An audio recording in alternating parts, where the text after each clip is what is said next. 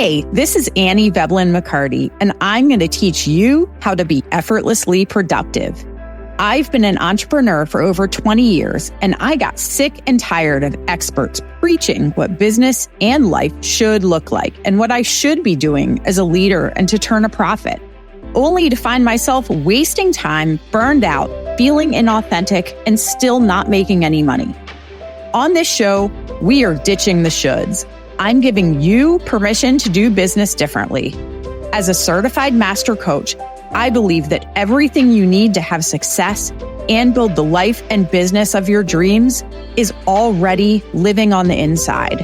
I'm going to empower you to lean into what you do best, help you see your path forward clearly, and give you the strategy and action steps along the way to become effortlessly productive. Let's dive in. So here we are, my very first podcast episode.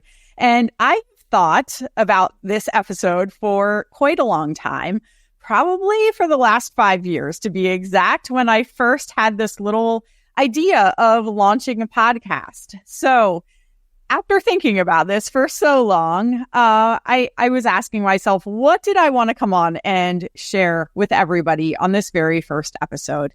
And what I want to do today, for those of you listening, is share a little bit, first of all, about my story, how I got here, just my background as a business owner. This whole podcast is about becoming effortlessly productive. So I want to share a little bit with you today about my effortlessly productive framework, how you can use that in your business, and why it's so important. Why it is so important to use this framework to frame your business and honestly your life around. Because when work and life feels hard, nothing flows. But when we can get to that state of being effortlessly productive, the world opens up. Magic happens. We suddenly are getting so much done, but it's about so much more than that. It's about who we become in the process. So let's dive in. As you heard in my intro, I have been a business owner for over 20 years. And for those of you watching the recording, I can see your face right now, probably trying to do some math. So yes, you are correct. I was very young when I started my first business. In fact, it was right when I graduated from college. I launched my own web design business. So got that off the ground. Simultaneously, my husband was also beginning his own business. He owns an automotive shop, a brick and mortar business, which I was a founding partner in and am still active in the business as business director. So let's chat about the web design business real quick. And then we're going to circle back to the automotive business just to give you a little bit of kind of background in my journey with that. But web design. So I launched this business. This is what I went to school for. And it went really well, but it was definitely a wake-up call for me. It was that realization that I needed to make of, even though this was my dream, I had started computer programming and design work when I was 14 years old. So it was 10 years into building that dream when I started to realize that this was maybe not what I wanted to do with my life. And that was really challenging because I had dumped so much time, so much energy. That is what I got my degree in. I actually went after college. I did another year to get an extra web design degree. And while I loved the design and creation process, I loved working with clients and strategizing their business and consulting with them and then creating their dreams. What ended up happening was a lot of my work was turning into maintaining websites. And that was not what I wanted to be doing. So fast forward on to the automotive shop. That business, brick and mortar, was a very different animal. So there were a lot of different challenges, but learned so many lessons from that as well.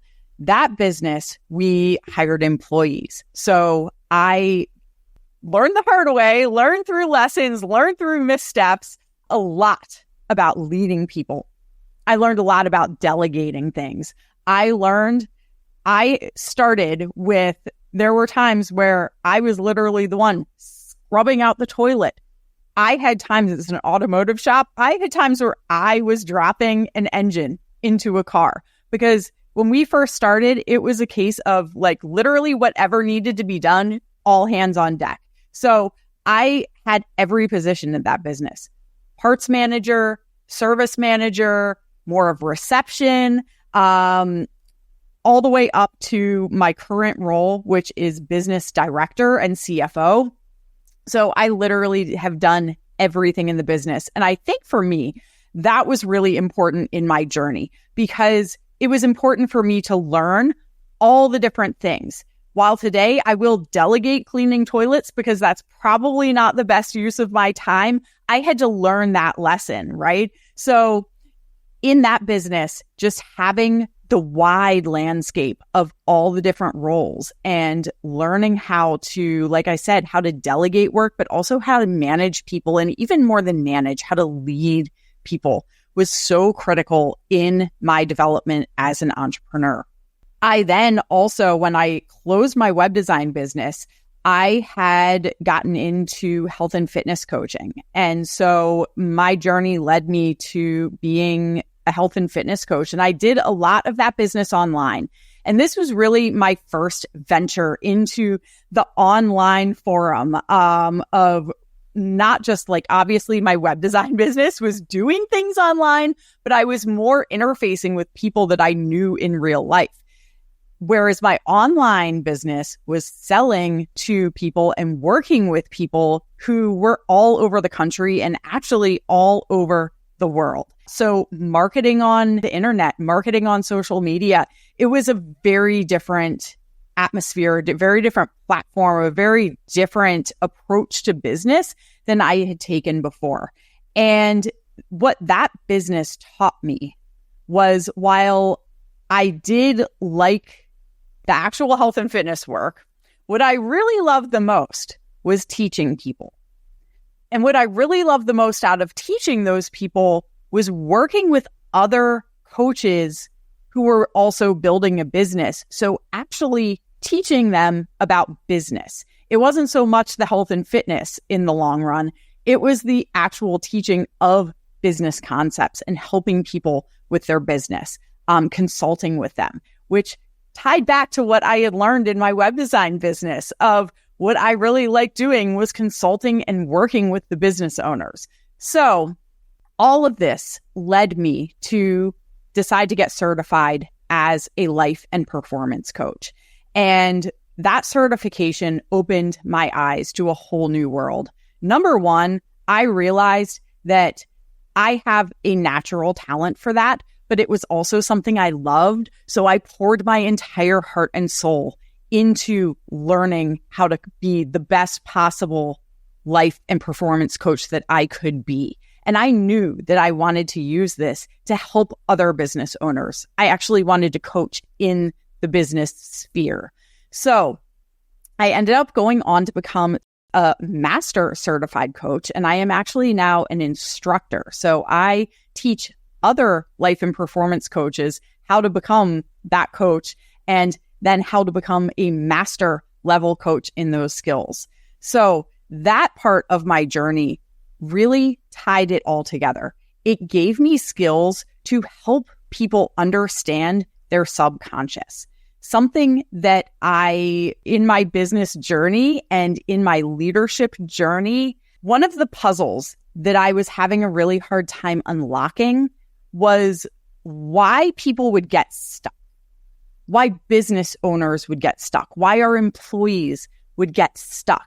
And they knew what they needed to do. Even my health and fitness coaching clients, they knew what they needed to do. They knew what they wanted to do. They knew what they were supposed to do, but they wouldn't do it. There was something holding them back. So understanding how the subconscious mind works, all of a sudden, all the pieces came together. And from this beautiful, just merging plethora of all of these businesses that I had had over the years, our automotive business became a 7-figure business, still is a 7-figure business. I am also a member of another team on a 7-figure business where I am a business automation specialist for that business, in addition to being a master life coach instructor in the life coach school that we are a part of.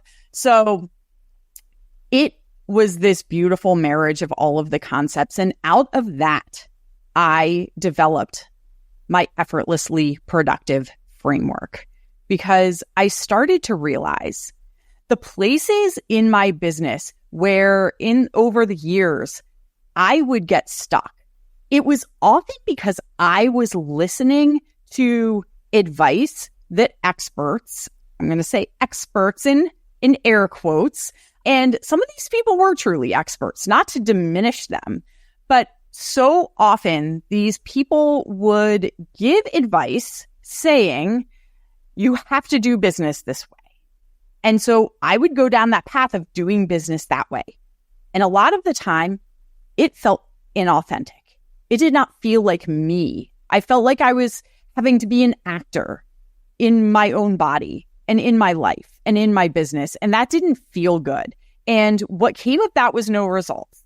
We're going to have to dive into that in a totally different episode, because there is so much there. I can actually explain to you why the subconscious mind, why my brain was not having any results when I felt inauthentic. So time and time again, I would take this advice of, you should do business. This is what business owners do. This is what online entrepreneurs do. This is how you market your business. And I would feel inauthentic.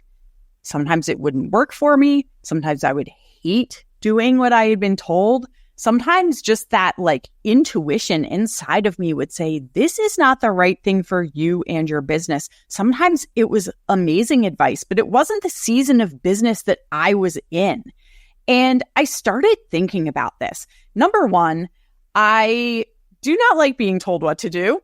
I think my mother and probably father would also confirm that. So I very much am a person who just goes and does what they want to do. And while I will take advice, sometimes being told what to do is that's not my jam. If I know my path, when I say the word no, that is a signal, again, as a coach, that is your heart. That is your gut instinct telling you, that this is the right way to do it for you. And this is the wrong way to do it for you.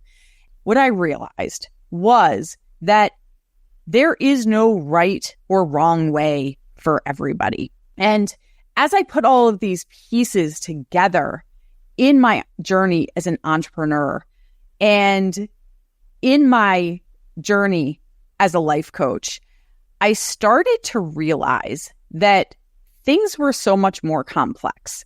And this is why things can feel challenging, because somebody can't just give you the answer. They can't say, do this and you will have a successful business.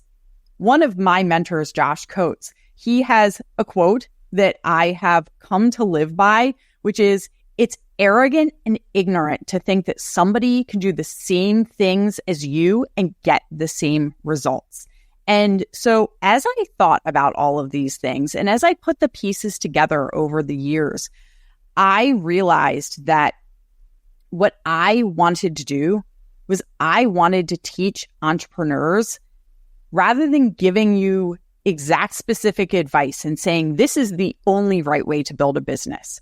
I wanted to give entrepreneurs permission to figure out what works for them, and figure out what works for them in a way that they can have a system for that, because that's where we struggle, right? Sometimes when we're just floating around and don't have a path to follow or don't have any guidance, we're really not making very many steps forward. However, I wanted to be able to give this framework. I wanted to be able to give a path to follow, but also have it be where I'm not telling you, do this, do that, follow these exact steps. Because what I have learned is, you'll hear people we have strengths and we have weaknesses, right? And we can develop our weaknesses. I firmly believe that, we are not fixed mindset. We are a growth mindset. So we can learn skills. However, there are going to be things that do come more naturally to you. And even when we learn certain skills, there are some things that they just don't come as easily to us. We have to work a little bit harder at those things. We also are dealing with a little bit of a different scale to measure on as well, which is things that we enjoy doing and things that we don't enjoy doing. There are certain things that I do very well that I do not love doing. In fact, I would say I hate doing them. And there are things that I love doing that don't come as easily to me. And so how do we weigh all of this together? As an entrepreneur, I believe that we will become effortlessly productive when we can lean into the things that we do well and that we love doing. And we can't just say we're never going to do any of the other things in our business. We have to figure out a way to get those done, but it doesn't necessarily mean that we have to do them. And that is why I created my Effortlessly Productive framework, because there are certain things in your business. I'm going to introduce you to the framework right now. There are certain things in your business that you need to delegate to other people to do. A human must do them, but you are not maybe the best human to do that thing because maybe you don't enjoy doing it, or maybe it takes you 10 times as long as just giving it to somebody else to do. That might not be the best use of your time as an entrepreneur, especially I know most of us have a lot going on in their lives. I know some entrepreneurs who are working on building their business in an hour or less a day. There are some people who are putting more hours in, and that's amazing. But time is our most limited resource. And so if that is where our limitation is, truly our one limitation is the amount of time we have, we need to figure out a way to maximize that time and multiply that time. Even though like the laws of physics, like you can't like create more hours in the day, but we have to figure out how to do that. And how we do that is by delegating to other people. Another way that we can do that is by automating. So again, I have a background in a lot of computer stuff. I am an automations expert. All of the automation side of business comes very naturally to me. When we can have a computer or another automated system, a thing that happens without us or any other human having to touch it, when that can happen in the background, magic, right? Because things get done with literally no energy outlay from human beings. So that is another part of the framework. We have to figure out what to delegate and who to delegate it to. We have to figure out what in our business needs to be automated. We need to also take a look and determine what we are doing that maybe can just be eliminated. We all have those things that we do. And I'm not saying to eliminate something that you love doing and it brings you joy. But if there is something that does not bring you joy and literally is not pushing your business forward, and there is really no point in having it done at all, it serves zero purpose, sometimes we need to make that decision. This is part of being a good CEO and entrepreneur, is to just eliminate that thing. And lastly, we need to take ownership of the things that we do best, that nobody else can do like us, and hopefully the things that you love. Hopefully there is a marriage that you have found where you have things that you love and you do like nobody else does. So as an entrepreneur, I never want to tie my time to my value, because we need to break free from that hourly W-2 mindset, right? We are an entrepreneur. So where are we focusing our energy? Retaining those things in your business that you love and you do like nobody else can do, and figuring out how to have all the rest of it either done or gotten rid of if it's not worth time and energy and not serving a purpose in your business.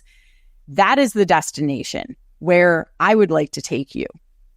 And when we can start to follow this framework, and when we can start to go down that path towards this place, that is where we reach that beautiful place of being effortlessly productive. When we are effortlessly productive, we are getting all the things done that we want to do. But even more than that, and I will do an entire podcast episode on this, it's so much more than about doing. It's about becoming. We get to become that person that we want to be. We get to become that beautiful human who can be productive and be productive in a way that is effortless, that it doesn't feel hard.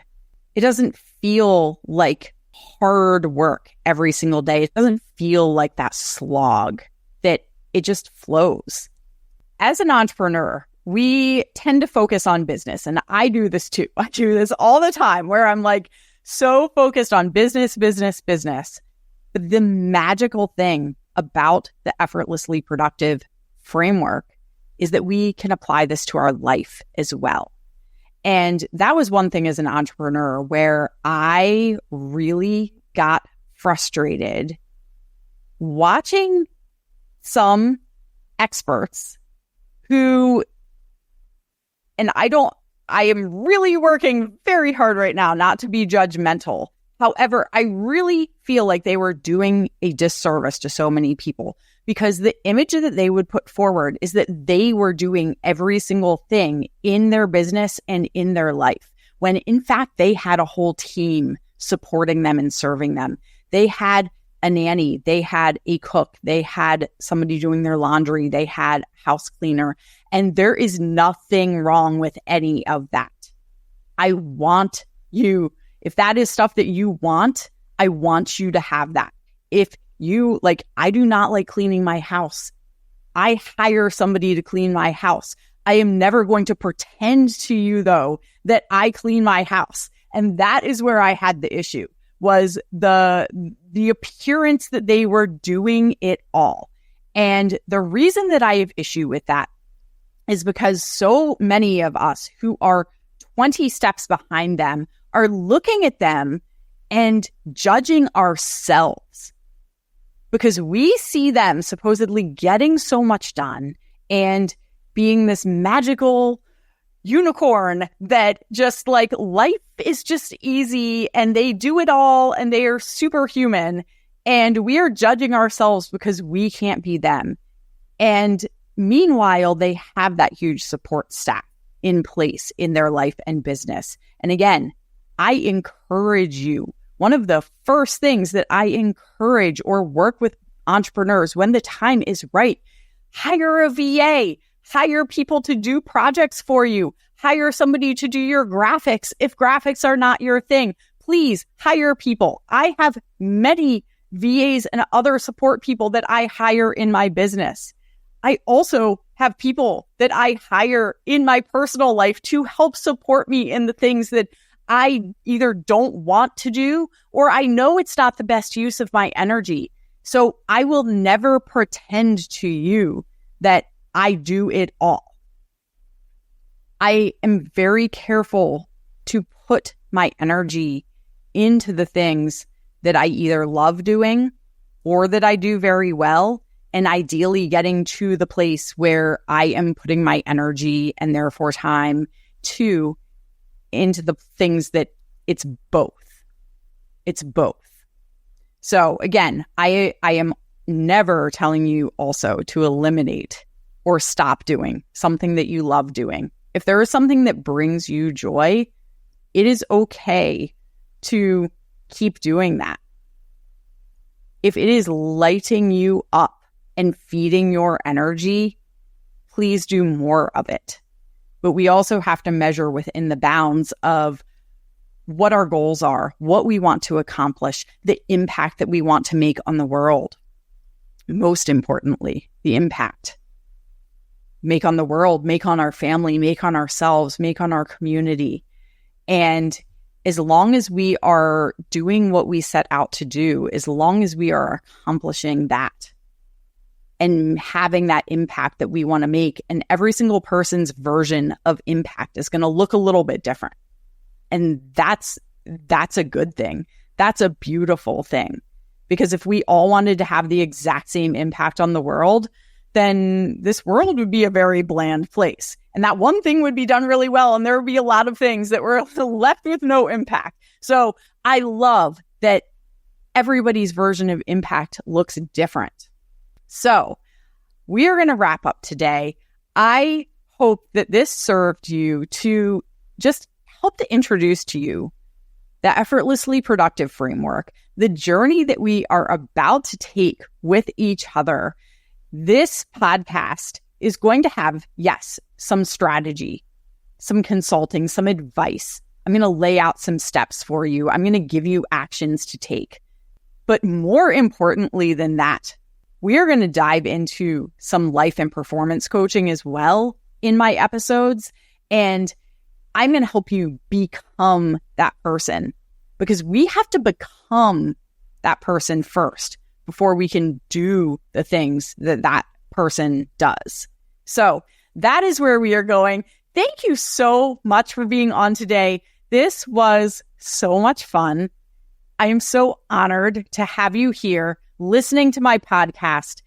We are just getting started, and I am super excited to take you on this journey, watch you grow, watch you become that person that you've always wanted to be.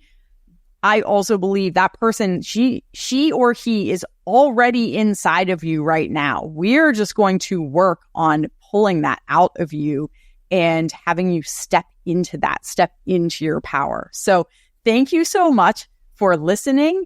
I will catch you next time on the next episode.